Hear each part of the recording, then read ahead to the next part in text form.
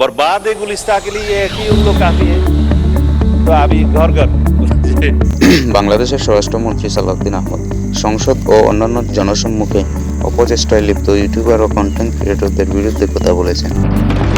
এখন যেভাবে ঘরে ঘরে আমরা এগুলাকে দেখছি, তবে নির্দিষ্ট কোনো ইউটিউবারের নাম উল্লেখ করেন নাই।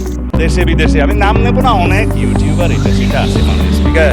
সামাজিক যোগাযোগ মাধ্যমে বিভ্রান্তিকর মিথ্যে উস্কানিমূলক কন্টেন্ট ছড়ানো এবং অস্থিরতা তৈরির অপচেষ্টায় লিপ্ত ইউটিউবার ও কন্টেন্ট ক্রিয়েটরদের উপর নজর রাখছে।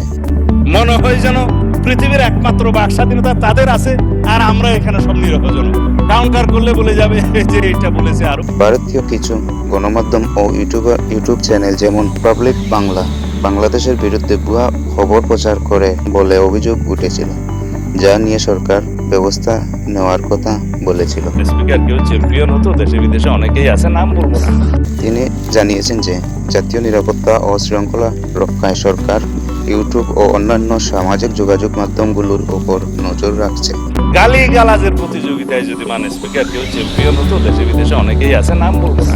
স্বরাষ্ট্রমন্ত্রী মূলত দেশের বাইরে বসে যারা ইউটিউবে অস্থিরতা সৃষ্টি করছে তাদের উপর কড়া নজরদারি ও আইনি ব্যবস্থা নেওয়ার ইঙ্গিত দিয়েছে। মনে হয় যেন পৃথিবীর একমাত্র বাক স্বাধীনতা তাদের আছে আর আমরা এখানে সব নিরপজন।